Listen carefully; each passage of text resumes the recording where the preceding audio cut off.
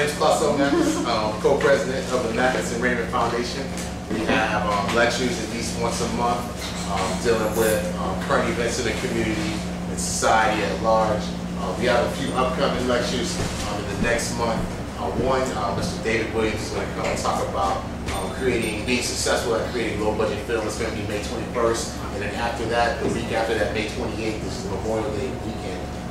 Mr. Chris Leroy, he's going to talk about issues within the Constitution and why we're not living up to the American society is not living up to what's in the Constitution. So you should check those two out. It'll be here, Cafe Hay, on those 2 days at 7 p.m.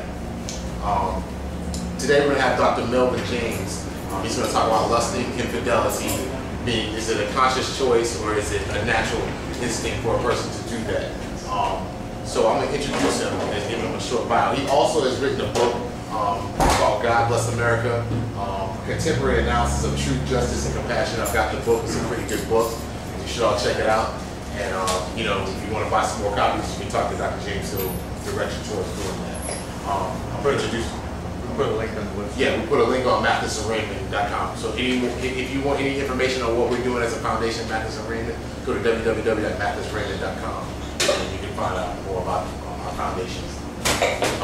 Dr. Melvin James is a keynote conference speaker, diversity consultant, and psychotherapist. Some areas in which he speaks and consults are religion and politics, race relations and diversity, testing in the educational system, American blessedness, political leadership, democracy, power, politics, international relations, psychology and mental health, relationships and sexuality. Reverend Dr. Melvin James, he was born in Dominica and is the first of 9 children. His father is a retired minister and his mother is a retired school principal and music teacher. Reverend James first felt his call to the ministry at the age of 10 and at the age of 16 was credited as a ministry. Throughout his ministry, he has continued to experience tremendous anointing of God. He pursued his undergraduate degree at the University of West Indies in Jamaica. He was a keen and avid student of the natural sciences, theology, philosophy, political science, and psychology. He graduated with a BS degree in chemistry and theology and was known as a chemical theologian. During his undergraduate years, he experienced profound revelations from God and an overwhelming conviction that God has assigned him a special international task. Upon attainment of his undergraduate degree, he returned where he lectured in chemistry and zoology at the Sixth Form College and served as an associate pastor. He received his PhD from the Department of Council Education at the University of Florida in Gainesville, Florida. Dartmouth has attained a premier ranking among colleges and universities in the United States. Dr. James is an expert in the area of diversity, race relations, politics, and religion. He served as a consultant to the Florida State Association and the Florida General Assembly of the Church of God. He is a pastoral counselor specialist with the Church of God. As a licensed psychotherapist, he specializes in the area of mood and anxiety disorders, couples and family and sexual disorders. He is a clinical member of the American Association of Marriage and Family Therapy and a fellow of the American Academy of Sexology. Dr. James is a counselor, advisor, specializing in the area of minority educational achievement and diversity issues. He is also an adjunct professor at the University of South Florida and Argosy University, and he has 1 daughter. Ladies and gentlemen, Dr. Melvin James.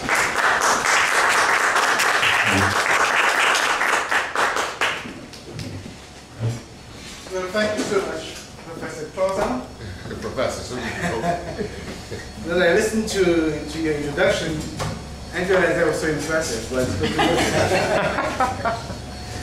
It's a pleasure to be with you again this evening and to certainly thank you also for being here. We've got a very big topic this evening.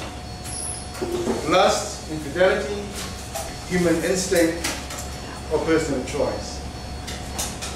Right now I'm teaching a class this weekend on couples, and I asked the students, what does the word lust mean to you? One person says, well, when you watch somebody who is not your own, well, that's lust. She said the first time that you watch them, that's grace. The second time you watch them, that's sin. So, you know, the third time I'm not sure what it actually is. You have so many different perceptions and perspectives on what lust really is. Somebody else said last night, well, when you begin to dwell sexually on somebody who doesn't belong to you. So I asked, what does it mean to really dwell? You know, again, how do you explain these issues? Well, tonight I want to explore. And if you leave more confused tonight, then I think I've done my job. Because this is a very, very deep topic. 4 big issues: lust, infidelity, personal choice. Over the centuries, people have written about all of these, and still there's so much more being talked about. So I think you have quite a bit of faith in me to try in a few minutes to address on those 4 major topics what people still keep on debating at this point. But let me share with you some of my guiding principles whenever I address a topic. Number 1, I try to be guided by facts and reality. I think it's so important these days that we look at what is really truth, what is reality. Remember what Christ says, you will know the truth and the truth will set you free? The actual word there means reality. If you know what is real, what really is, then you experience freedom. If you think about the first president, George Washington, when he got sick, how did the medical community try to deal with it? They tried to treat him by bloodletting. So they actually punctured him to allow the blood to flow out, because back then the assumption was bad blood which flows out would lead to health. Obviously today we don't use bloodletting because things have changed. We have gotten so much more information scientifically. We've understood the truth more about what comes from a medical perspective. The second thing that guides me is to realize that life is not simple, but life is very complex. And I have Professor Clausen in front of me, who is professor of physics. But I remember very well when I was in high school physics, I loved optics. That was the only part of physics I actually loved. And I loved to do certain equations. I think one was 1 over F was 1 over U, 1 over V. And then when I began college, actually the same professor began to teach in the college level. And we'd get assignments. And I would keep on using the very same equation. Although the book had additional information. He said to me one day, Melvin, you know, when we taught you 1 over F was 1 over V, 1 over U, it was appropriate for that level. You were in high school. It was correct at the high school level. But it's incorrect at the college level.